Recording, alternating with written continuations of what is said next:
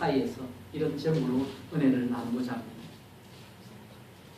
시편 73편은 경건한 신앙이 겪고 있는 신앙적인 갈등에 대해서 묘사하고 있습니다. 오늘 시인은 마음이 정결한 자에게 선을 행하시는 하나님 살아계신데 현실 가운데 악인이 형통하고 의인이 고난을 당하는 그런 모습을 보고 안타까워합니다. 사실 우리가 살아가면서 자연스럽게 인과응보의 원리를 받아들입니다. 선한 행위는 좋은 결과를 맺고 죄를 지으면 죄값을 치르고 심은 대로 거두는 것이 우리가 일상적으로 기대하는 바입니다. 그래서 우리가 말하는 이 인과응보의 원리가 가장 기본적인 형태가 바로 의인이 번영을 누리고 악인은 고난을 받아야 한다는 것입니다. 그래서 영화나 TV 드라마를 보더라도 착한 주인공이 어려움을 도중이나 많이 겪더라도 끝까지 살아남아서 좋은 결과를 보아야 되고, 악역을 맡은 자는 아무리 좀 떵떵거리고 크게 건설을 내세우고 있을지라도 마지막 반전 부분에서는 이제 죄의 대가를 치르면서 끝이 나야 그것을 보고 우리가 대리만족을 느끼게 되는 것입니다. 하나님의 말씀에 따르더라도 이렇게 되어야 합니다. 신명기 28장에서도 하나님의 말씀에 순종하면 축복이 약속되지만 말씀에 불순종하면 그 대가를 치르게 된다는 그 경고가 뒤따릅니다. 이스라엘 백성들 대부분이 만약에 하나님이 의로우시다면, 공의로우신 하나님 살아계시다면 이 땅에서 이 보상과 처벌은 그 사람의 의로움이나 그 사람의 선함과 악함에 비례해서 주어질 것이라고 믿었습니다. 이러한 믿음이 결국 그들로 하여금 지금 현재 어떤 사람이 번영을 누리고 있다면 그것은 그의 어려움에 대한 보상이다. 그렇게 생각하게 만들었습니다. 반면에 어떤 사람이 고난을 받고 있다면 이것은 그의 악함에 대한 심판임에 틀림없다고 그들은 생각했습니다. 그래서 개인적으로 하나님 앞에 어렵다고 할지라도 자신이 겪는 고난이 극심하면 극심할수록 자신의 악함도 그만큼 더 큰 것으로 간주되었던 것입니다. 그래서 이와 같은 인과응보의 기본적 원리 때문에 고난받는 것이 수치스러운 일로 그렇게 여겨졌던 것입니다. 여기에 오늘 이 시인의 깊은 고민과 갈등이 있는 것입니다. 이 자리에 계신 여러분은 어떻습니까? 하나님을 믿고 따르면서 이런 고민하신 적 없으십니까?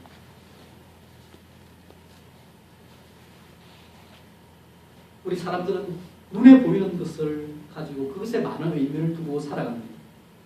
심지어 신앙적인 면에 있어서도 경건과 믿음이 아니라 눈에 보이지 않기 때문에 그것을 보는 것이 아니라 경건과 믿음을 보는 것보다는 세상적인 것들, 눈에 보이는 세상적인 것들을 얼마나 소유했느냐에 따라서 그 성공을 판단합니다.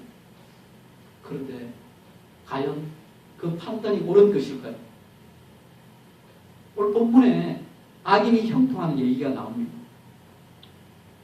여기서 우리 하나님께서 보시는 참된 형통이 무엇인지 좀 생각해보고 믿음으로 우리에게 주어진 삶을 살아가기 원합니다. 시는 1절에서 먼저 하나님이 어떤 분이신지 고백합니다. 이렇게 고백하죠. 하나님이 참으로 이스라엘 중 마음이 정결한 자에게 선을 행하시나.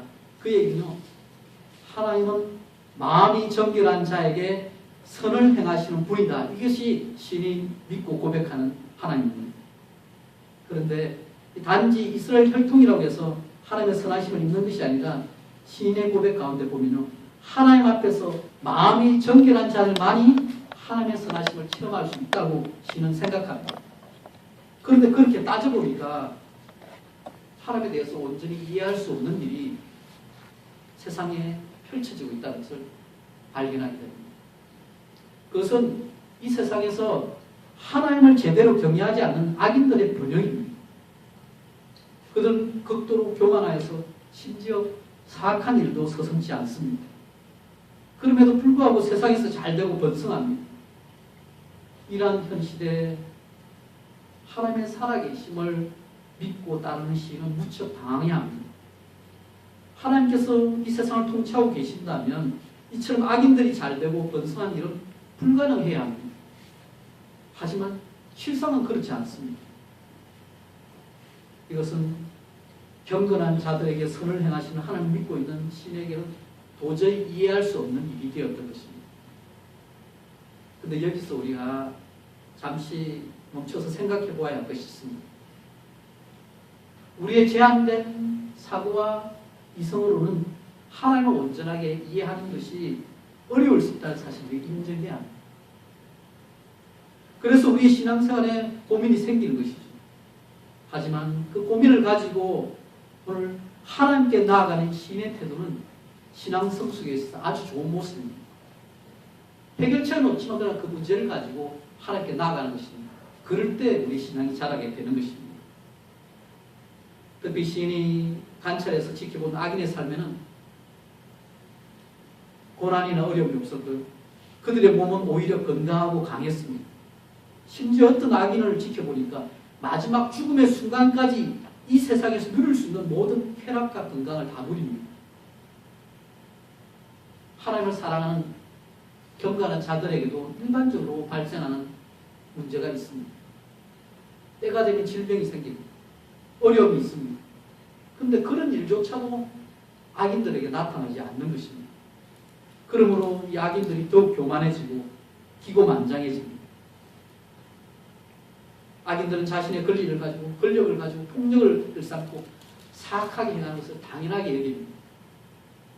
다른 사람을 존중하지도 않고 밥 먹듯이 죄를 범합니다. 그들의 악한 생각과 계략에는 끝이 없습니다. 이들은 사람을 업신여기며 심지어 하나님의 법도 비웃습니다. 악인들의 허세가 그 분수를 넘어서 심지어 구절에 보시면 하늘에 계신 하나님께를 향합니다. 그들 입은 하늘에 두고 그들이 혀는 땅에 두고 다닌다. 이게 그러면 하늘과 땅 원천지에 자기들이 최고다. 그 얘기를 하고 있는 것입니다. 이 땅에서 이들의 교만을 막을 자도 없어 보입니다. 그런데 문제는 더 있습니다. 이렇게 이들이 세상적으로 잘 나가게 되다 보니까요. 일반 백성들까지도 악인들의 번영을 보고 그들을 따라갑니다. 그들을 추종합니다. 안타깝게도 그들의 온통 관심이 세상적 성공에만 있을 뿐입니다. 이 땅에서 성공에만 있습니다. 그렇게 보니까 이들에게 하나님의 말씀은 거추장스럽게 보입니다. 이에 시인은 이런 악인의 삶을 보면서 자신의 신세를 한탄합니다. 자신이 이때까지 경건한 삶을 살아왔던 것을 한탄합니다.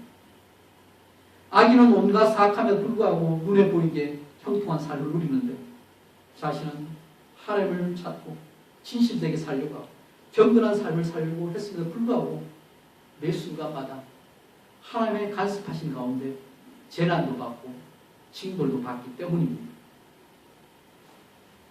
시인의 이 고민과 갈등은요, 비교함으로 더 생겼습니다. 결국은 자신 혼자서 고통만 받으면 상관없는데 악인과 비교해보니까 악인이 형통하고 자기는 고난을 받는 것, 의인인 자기는 고난받는 것, 그 가운데서 심히 마음이 상했습니다. 얼마나 힘들었던지 하나님의 공의까지 의심하면서 심지어 그것을 다른 사람들에게 공공연하게 말할 뻔했습니다. 그 얘기는요, 심지어 다른 사람에게 하나님이 선치 못하다, 하나님께서 이 공평하지 못하다, 이 얘기를 떠버리면서 하나님의 이름을 모독할 뿐까지 했다는 것입니다. 만약 그랬다면 아마 그와 함께 했던 경건한 자들에게도 상처를 주었을 것입니다. 그들의 힘을 빼놓는 말이 되었을 것입니다. 시인은 하나님의 공의가 이 세상에 바로 실행되지 않는 것에 대해서 깊이 고민했습니다. 하지만 자신의 인간적인 노력으로는 여기에 해답을 전혀 얻지 못했습니다. 그런데 마침내 그 결론을 찾게 됩니다. 17절 말씀입니다. 16절까지 시인의 모든 고민이 17절부터 이제 전환을 맞이하게 됩니다. 17절 말씀을 여러분 같이 성경 가신 분은 찾아보시기 바랍니다. 제가 17절 말씀을 읽어드리겠습니다. 하나님의 성소에 들어갈 때에야 그들의 종말을 내가 깨달았나이다. 아멘. 아멘. 어디에서 깨달았다고요? 하나님의 성소에. 여기 보면 예배당에서. 쉽게 얘기하면 하나님께 예배 드릴 때, 하나님의 은혜 가운데 하나님을 높이며 하나님께 모든 믿음의 문제를 가지고 나아갈 때 그 가운데서 진리를 발견했던 것입니다. 사랑하는 여러분, 우리가 인생에 대한 고민이 있을 때요, 인간적 방법으로 아무리 그것을 해결하려고 해결이 안 됩니다. 그러나 그 문제를 가지고 하나님께 나아갈 때, 특히 하나님의 그 은혜 가운데 우리가 깊이 들어가고자 사모하고 나아갈 때, 그 가운데 하나님께 특별한 계시가 우리를 깨닫게 해주십니다. 신이 악인의 형통과 의인의 고난에 대해서 이 깊은 신앙적 고민을 가지고 하나님의 성소에 들어가서 무엇을 했겠습니까? 하나님께 기도하고 묻고 하나님께 다 모든 그 고민을 다 토해내게. 그때 하나님께서 깨닫게 해주신 것입니다. 악인들의 최후에 맞이할 운명을 보여주신 것입니다. 하나님의 공의와 섭리에 대한 이해는 인간적 노력으로 얻어지는 것이 아니라 하나님의 은혜로 오신 그 계시에 의해서 깨달아지는 것입니다. 진리에 대한 깨우침. 우리가 성경을 읽지만요, 똑같이 성경을 읽지만 누구는 그냥 지나가는 책으로 글자로 읽습니다. 그러나 하나님 이 말씀에 대해서 성령이 조명해 주실 때 우리가 이것이 내게 살아있는 생명의 말씀으로 그렇게 받아들여지게 되는 것입니다. 우리 하나님은 악인들이 영원히 형통하도록 내버려 두지 않으십니다. 그들의 번영과 형통은 잠시 동안일 뿐입니다. 악인들의 형통은 결국 모래 위에 세워진 것이기 때문에 하나님의 때가 되면 무너질 수밖에 없습니다. 그래서 악인들이 하나님 앞에서 반드시 심판되게 될 것이다. 그 사실이 우리에게 약속되어 있는 것입니다. 오늘 말씀은 시편 1편 6절에도 이 비슷한 말씀이 있죠. 무릇 의인들의 길은 여호와께서 인정하시나 악인들의 길은 망하리로다. 하나님께서 악인들에 대한 심판을 끝까지 수수방관하지 아니하십니다. 오늘 말씀처럼 심판의 때는 예고 없이 갑자기 찾아옵니다. 그런데 그때는 철저한 심판이 이루어질 것입니다. 그래서 악인의 형통은 일장춘몽에 비유합니다. 단지 하룻밤의 꿈에 불과한 것입니다. 꿈을 깨면 꿈을 완전히 무시하듯이 하나님께서 악인들이 누리는 잠시 동안의 그 번영을 비웃으십니다. 그런데 하나님의 뜻을 이해하기 전에는 시인도 악인들에 대한 번영과 그 하나님 누리는 그 모든 형통에 대해서 부러워했습니다. 그리고 그것에 대해서 불평하고 근심했습니다. 그러나 그 모든 것을 하나님의 성소에서 진리를 깨닫고 나니까 이제는 자신의 그 불신의 그 마음을 대해서 회개하며 고백합니다. 하나님의 공의에 대한 이해 부족과 무지의 결과로 자신이 그렇게 행했던 것에 대해서 마음으로지만 하나님 앞에서 잘못했던 것에 대해서 그렇게 회개하며 나아갑니다. 사랑하는 여러분, 우리 하루하루의 일상은 하나님께 우리를 붙들어 주신 결과입니다. 하루라도 하나님께서 붙들어 주지 아니하시면 그냥 짐승처럼 살아가는 게 우리 인생입니다. 우리 인생에 하나님에 빠지면 의미 없는 인생일 뿐입니다. 그런데 이제 시인은 성수에서 하나님 은혜로 자신의 무지함을 깨닫게 되고 자신이 하나님 앞에서 얼마나 어리석은 존재인지를 그렇게 객관적으로 알게 되었습니다.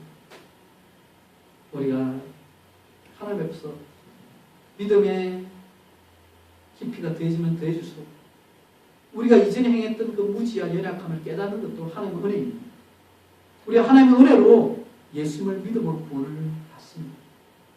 그 얘기는요, 우리가 뭔가 하고 우리의 노력으로 내가 뭔가 한 그 대가를 통해서 하나님께서 우리에게 뭔가 주셨다. 그렇게 고백하는 것은요, 이것은 기브앤테이크, 세상적 방식이지 하나님의 방식이 아닙니다. 하나님의 은혜, 하나님의 선물은 우리에게 값없이 주어집니다. 그 값없이 주어진 은혜의 가운데 우리가 감사함으로 하나님을 믿고 따라가는 것입니다. 시인은 하나님에 대한 신뢰를 멈추지 않고 하나님께서 그를 언제나 은혜로 보호해 주셨습니다. 그래서 하나님께서 말씀으로 14절 보시면 주의 교훈으로 나를 인도하시고 후에는 영광으로 나를 영접하실 것이다. 그렇게 고백합니다. 이 얘기는요, 이제 과거에도 하나님께서 우리를 붙잡아 주셨지만 현재뿐만 아니라 미래도 하나님께서 인도해 주시고 영원한 나라까지 볼 수 있는 믿음을 이 시인이 가지게 되었다는 것입니다. 하나님으로 인해서 우리가 유혹에 빠지지 않고 바른 길로 나아갈 수 있습니다. 시편 119편 105절에 이렇게 얘기합니다. 주의 말씀은 내 발의 등이요 내 길의 빛이니. 하나님께서 당신을 사랑하는 자를 말씀으로 형통의 길로 인도해 주십니다. 그런데 이 형통의 길은 악인이 구한 형통과 대조되는 모습입니다. 세상의 끝, 세상의 시간, 세상에 사는 동안에 그 정해진 시간 동안 주어지는 것이 아니라 영원한 나라와 연결해 우리가 생각해 보아야 합니다.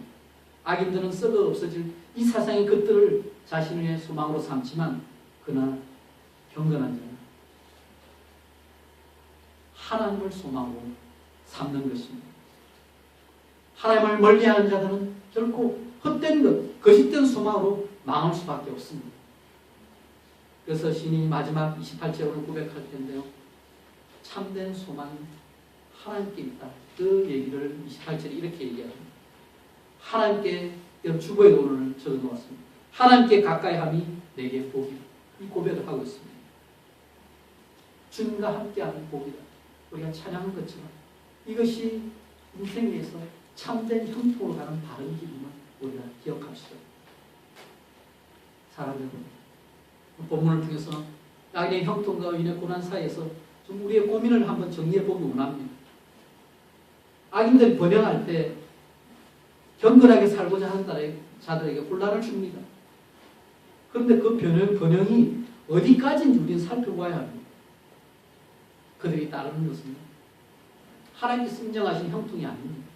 단지 눈앞에 보이는 물질과 또 눈앞의 번영입니다. 여러분, 우리 신앙인들이 목숨 걸고 돈 버는데 매어달리면 그거 벌지 못하겠습니까? 양심 팔고 다른 사람 속이고 자기 권력으로 약자를 압제하면서 그렇게 할 때 세상적으로 성공할 수 있을 것입니다. 하지만 그것은 하나님의 뜻과 다르고 하나님의 원하시는 그 마음과 전혀 다르기 때문에 참된 성공이 아닙니다. 우리는 믿음으로 그 길을 거부하는 것입니다. 그렇게 살아가는 것은요, 생명수를 마시는 것이 아니라 흙탕물을 들이키는 것입니다. 예레미야 2장 13절에 보면 이렇게 얘기합니다. 내 백성이 두 가지 악을 행하였나니 곧 그들이 생수에 거는 데는 나를 버린 것과 스스로 웅덩이를 판 것인데 그것은 그물을 가두지 못한 터진 웅덩이들입니다. 우리가 눈앞에 보이는 외적 번영으로만 하나님의 선하심을 판단해서는 안 됩니다. 진정한 형통은 단순히 우리가 하는 일이 잘 되고 잘 먹고 잘 사는 것이 아닙니다. 세상은 그것만 보면 그것을 복이라고 합니다. 그러나 진정한 형통은 하나님이 함께 하시는 삶입니다. 그렇기 때문에 악인의 형통은 우리의 부러움의 대상이 될 수 없습니다. 우리는 상대적 비교하면서 상대적인 상실감을 극복해야 합니다. 남들하고 비교하더라도 여러분, 악인과 비교하면 안 됩니다. 악인은 뭔가를 쌓으면 쌓을수록 교만해지고 하나님과는 더 멀어지기 때문입니다. 악인이 잘되는 것이 결코 우리의 질투의 대상이 될 수 없습니다. 자문해 보시면 이런 말씀이 있습니다. 너는 악인의 형통함을 부려하지 말며 그와 함께 있으려고 하지도 말지어다. 지금은 거치는 것도 없고 모든 것이 잘된 것처럼 보여도 악인의 삶은 결국 영원히 형통한 삶이 아닙니다. 하나님께서 마침내 심판하실 것이기 때문입니다. 여러분 기억할 사실은 이 땅의 삶이 전부가 아니라는 것입니다. 여러분 이 땅의 삶으로만 우리 인생을 평가해 보시면요, 여러분 고난도 있고 병도 들고 하면요, 그게 우리에게 심각한 신앙의 위기를 가져옵니다. 그러나 영원한 삶과 연결해 우리가 생각해 볼 때 우리가 이 땅에서 고난도 당하지만 그 고난을 통해서 하나님께 더 가까이 나아가게 된다면, 또 몸이 병드는 걸 통해서 우리가 연약함을 깨닫고 영원한 나를 준비할 수 있는 그 기간을 우리가 가지게 된다면 그것이 도리어 축복이 될 수 있다는 것입니다. 사랑하는 여러분, 오늘 말씀해 보시면요, 악인의 형통을 보며 고민하며 고통하던 시인이 하나님의 성소에 들어가서 그들의 종말을 보았습니다. 우리가 악인들에 주목해서 그들에게 주어진 잠깐의 성공을 부러워하면 신앙의 위기를 맞이하게 됩니다. 그러나 믿음의 사람은 종말의 관점에서, 영원한 나라의 관점에서 현재를 바라보고 해석해야 합니다. 역사의 중간자 되신 하나님의 그 시야를 가질 때 우리 모든 환경 가운데서 평강의 은혜를 누릴 수 있습니다. 하나님께서 원하시는 예배의 삶을 우리 다시 한번 회복하기 원합니다. 다른 것은 다 상대해야 될 수 있습니다. 하나님만이 우리의 전부가 되어야 합니다. 하나님만이 우리의 참된 소망이 되시면 진정한 형통의 근원이 되는 것을 우리가 기억합시다. 하나님께 가까이 하는 것이 참된 복임을 우리가 되새기기 원합니다. 사랑하는 여러분, 그런데 우리가 함께, 우리 하나님과 함께 할 때도 고난이 올 수 있다는 사실을 우리가 기억하십시오. 때때로 하나님께서 사랑하는 자에게 연단을 주십니다. 연단을 통해서 하나님을 더 의지하게 하시고 하나님을 깊이 만나게 하십니다. 오늘 한 사람 얘기를 좀 하겠습니다. 미국에서 변호사로 일하던 호레이시오 스패포드라는 사람이 1871년에 일어난 시카고 대화재로 전 재산을 잃어버렸습니다. 그런데 2년 뒤에 그 아내와 4딸을 대서양을 건너는 여객선에 태워서 영국으로 보냈습니다. 그런데 하필 그 배가 다른 선박과 충돌해서 침몰하기 시작했습니다. 물이 점점 차오르자 부인은 딸들을 부둥켜 안고 기도했습니다. 무슨 기도했겠습니까? 살려달라고 기도했죠. 그런데 마침내 여객선이 물속으로 완전히 가라앉고 가족들도 다 파도에 휩쓸려서 뿔뿔이 흩어졌습니다. 결국 4딸은 물에 빠져 숨지고 말았습니다. 그 부인이 정신을 잃은 채 떠다니다 겨우 구조선에 발견되었습니다. 그래서 영국으로 이송된 그 부인이 남편에게 2 단어로 정보를 보냈습니다. 혼자 구조됐습니다. 이 소식을 들은 그 남편이 어땠겠습니까? 그 스패포드가 아내를 데리러 영국으로 가는 배 위에서 찬송가를 하나 지었습니다. 그것이 오늘 여러분이 불렀던 내 평생에 가는 길 순탄하여 늘 잔잔한 강 같은, 이것이 바로 그가 쓴 찬양입니다. 그런데 3절 가사에 보시면요, 이렇게 나옵니다. 내 지연제 중빛 같더라도 주 예수께 다 아뢰면 그 십자가 피로서 다 씻어서 흰눈보다 더 정하여 내 영혼 평안해. 내 영혼 평안해. 고난이 닥쳤을 때 평안을 이렇게 만든 요인 가운데 하나가 지금 자신이 벌을 받고 있을지 모른다는 생각입니다. 하지만 그때 우리가 기억해야 할 사실은 십자가를 바라보는 것입니다. 우리 주님께서 주님 자신의 죄 때문에 십자가를 지신 것이 아닙니다. 모든 형벌이 예수님께 쏟아졌지만 그러나 그 가운데 우리가 구원받았던 사실이 우리를 새롭게 서게 할 수 있습니다. 이 찬송을 들여다보면 인생의 그 모든 고난 가운데 깊이 생각하고 하나님을 바라보면서 그 가운데 나올 수 없는 감사의 표현, 하나님의 그 사랑에 깊이 잠겨서 평안을 고백하는 진짜 신앙인의 모습을 우리가 만날 수 있습니다. 이 사람은, 이 스패포드는 진짜 하나님을 만난 것입니다. 오늘 28절의 말씀처럼 하나님께 가까이 함이 내게 복이라. 내가 주 여호와를 나의 피난처로 삼아 주의 모든 행적을 접하리로. 그 고백을 여기에 담고 있는 것입니다. 말씀을 정리하겠습니다. 사랑하는 여러분, 오늘 시인은 악인의 번영을 보고 곤란에 빠졌습니다. 분명히 세상 가진 것으로, 눈에 보이는 것으로 성공을 판단할 것입니다.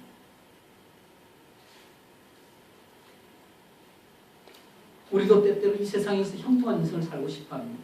그래서 할 수 있는 대로 노력하고 수고해서 세상 것들을 많이 가지려고 하고, 그러면 형통할 것으로 생각합니다. 하지만 우리 하나님은 그런 것들을 성공과 형통으로만 보지 않습니다.